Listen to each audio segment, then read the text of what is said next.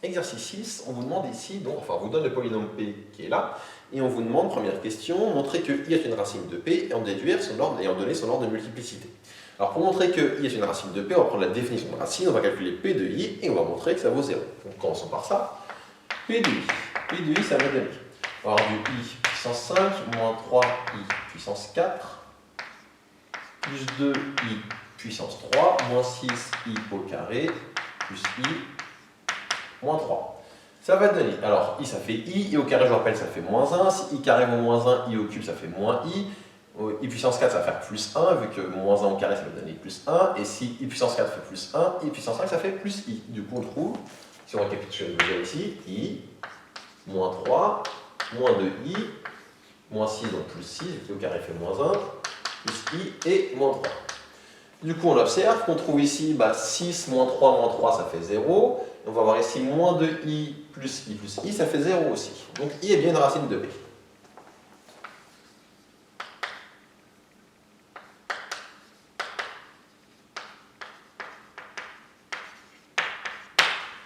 Comme I est une racine de P, on vous demande ici, on trouve donner sa multiplicité. Donc on va calculer, pour trouver la multiplicité d'une racine, on n'a pas encore besoin de t'aider, on va calculer le polynôme dérivé. On va calculer P'.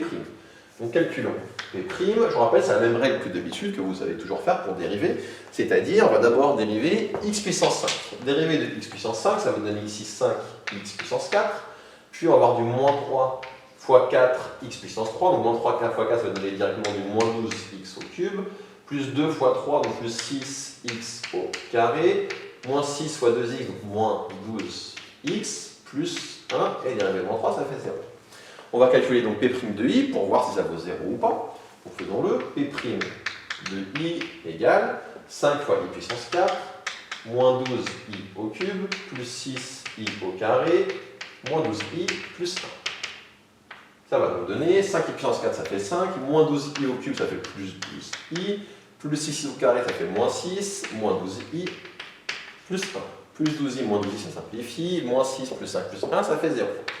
Comme P' de I égale à 0, je poursuis. Donc là, c'est quoi le principe?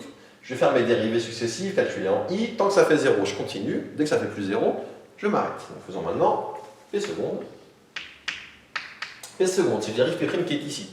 5x4, quand je le dérive, ça donne 4 fois 5, on va avoir du 20 ici, x au cube. Moins 3 fois 12, donc moins 36x2, plus 6 fois 2, 12x, moins 12. On calcule en I. Quand on calcule en I, ça va donner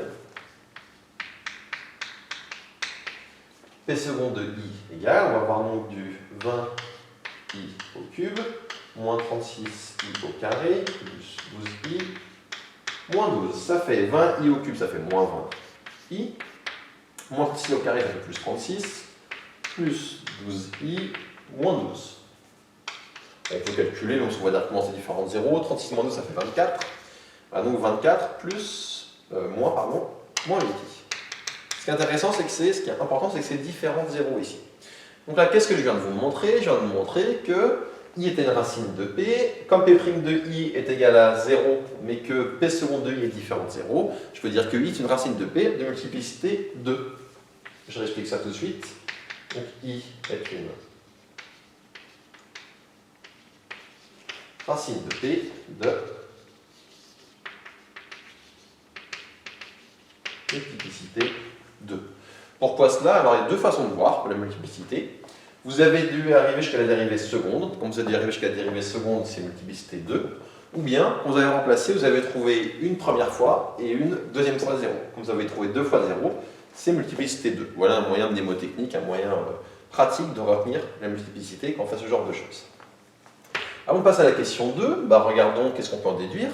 J'ai trouvé que I était une racine de P de multiplicité 2. Qu'est-ce que j'ai trouvé d'autre? J'ai aussi trouvé, qu'est-ce que je sais d'autre, pardon? Je sais que P est un polynôme à coefficient réel. Je vais l'écrire.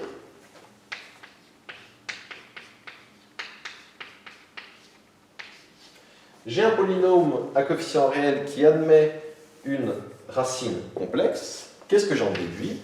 J'en déduis que donc le conjugué de I, c'est-à-dire ici I bar, donc moins I, est également une racine de P. Mais j'ai même mieux que ça. Comme I est une multiplicité 2, moins I va également être une racine de P. Donc une racine de P de multiplicité 2.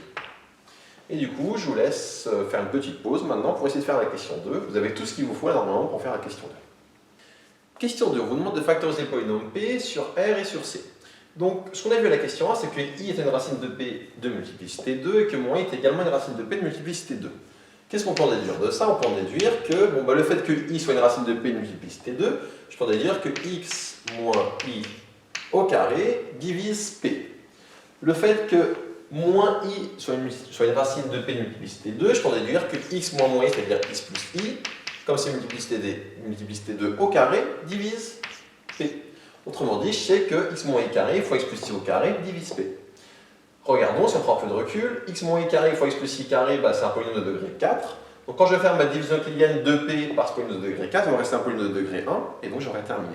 Donc là, vous voyez qu'en une seule division euclidienne, on aura terminé. La division euclidienne qu'on va poser, c'est donc, posons-la, c'est donc X sur 5 ici, moins 3x de 4, plus 2x au cube, moins 6x2, plus 6 moins 3, divisé par, je vais commencer par écrire une petite bêtise, x moins i au carré fois x plus i au carré. Pourquoi je dis une petite bêtise? Parce que écrit comme ça, je ne vais pas pouvoir la faire, ma division euclidienne. Donc qu'est-ce que je dois faire maintenant? Je laisse répondre. Ce qu'on doit faire maintenant, c'est d'abord développer ce polynôme pour pouvoir poser la division euclidienne. Donc faisons-le. X moins i au carré, facteur de x plus i au carré, égale. Vous avez deux façons de faire ça. Une façon astucieuse et ultra rapide et simple, je pense. Une façon moins astucieuse, vous allez sans doute vous embrouiller. Je vais commencer par vous dire à l'oral la façon longue où vous allez vous embrouiller et on fera à l'écrit la façon rapide et astucieuse. La façon longue, c'est de foncer tête baissée. Vous développez ce carré, vous développez ce carré, vous développez le tout et c'est réglé. C'est réglé à condition de ne pas faire de faute de calcul. Si vous voulez éviter d'avoir un travail si long, si fastidieux et qui risque des fautes de calcul, j'exagère un peu dans si long, si fastidieux bien sûr, ce qu'on va faire c'est la chose suivante. X moins i au carré fois x plus i au carré, je peux dire que c'est x moins i fois x plus i, le tout au carré. C'est quoi l'avantage de faire ça? Là j'ai quelque chose de la forme a moins b facteur de a plus b. A moins b facteur de a plus b, j'espère que vous savez tout ce que ça fait. A carré moins b carré. A carré ça fait x au carré, moins b carré ça fait moins i au carré, et moins carré ça fait donc plus 1. Donc avec votre unité remarquable, vous obtenez que ça vaut x carré plus 1, le tout au carré. Et maintenant pour développer ça, c'est pas compliqué. Autre unité remarquable, x carré au carré ça fait x puissance 4, plus 2x au carré, plus 1. Et donc conclusion, pour ma division euclidienne, c'est la division euclidienne donc de P par ce que j'ai ici, c'est-à-dire x puissance 4 plus 2x au carré plus 1. Et c'est parti, il ne reste plus qu'à faire cette division euclidienne. Quand on passe de x puissance 4 à x puissance 5, la réponse est multipliée par x, ça fait moins. Donc x fois x4, ça fait du x puissance 5. X fois 2x2, ça fait du plus 2x3. Et x fois 1, ça fait du plus x. On fait la soustraction, les x5 se simplifient, il nous reste du moins 3x4. Les x au cube se simplifient, il reste du moins 6x2.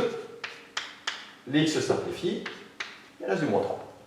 Comment je passe maintenant de x4 à moins 3x4? La réponse, il faut faire moins 3. Ça donne du moins 1. On va avoir du moins 3x4. On va avoir du moins 6x2. On va avoir du moins 3 fois moins 1, moins 3. Et donc le reste est de 0 comme prévu. C'est ce qu'on devait avoir. Conclusion. Je viens de montrer que P, il s'écrivait sous la forme x4 plus 2x au carré plus 1 facteur de x moins 3.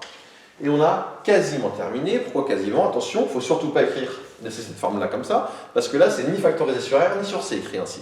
Donc maintenant, il faut juste regarder les différentes formes. Commençons par faire sur C, c'est ce qu'on avait au départ. Donc sur C, comment je dois remplacer ça? Sur C, on peut dire que P, sa factorisation, elle s'écrit donc x moins i au carré, facteur de x plus i au carré, facteur de x moins 3. Donc sur C, on l'avait déjà directement. Attention, je vais effacer ça. Donc x moins i, le tout au carré, x plus i, le tout au carré, fois x moins 3. Donc, sachant que ça correspond à ce qu'on avait là. Je vais vous aider avec ça. Le x4 plus 2x au carré plus 1, Ça correspond à ce qu'on avait là, ça se correspond à ce qu'on avait là, et à toutes les étapes qui sont ici dans le calcul. Et donc c'est ce que j'ai là. Donc sur C, on a cette écriture. Regardons maintenant ce qui se passe sur R. Sur RP égale, alors sur R, là c'est bien l'écriture qu'avec des réels, avec que des coefficients réels, mais attention, ça c'est pas factorisé au maximum.